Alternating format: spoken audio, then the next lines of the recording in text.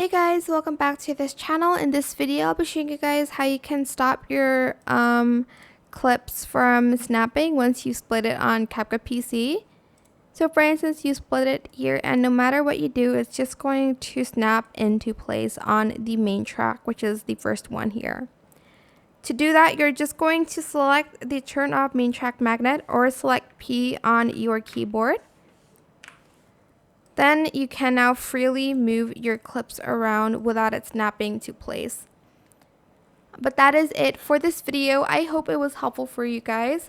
Don't forget to like, comment, share, and also subscribe to this channel if you haven't done that already. If you have any more questions about this video, leave it in the comment section down below. I will try my best to answer them all for you guys. And if you find this video helpful, please click the thanks button as well.